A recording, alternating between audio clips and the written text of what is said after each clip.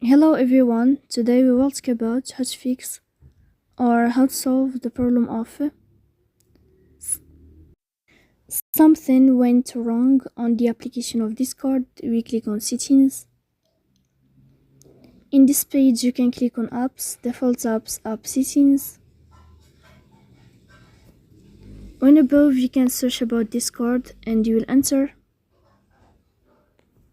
Then you can click on first stop and you can click OK. After that you will enter to the window of storage. Here you can click clear cache. Don't click clear data because that can cause you errors or can delete your account.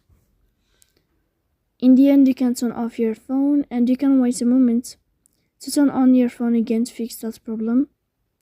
So please don't forget to support us by like and subscribe. See you next time.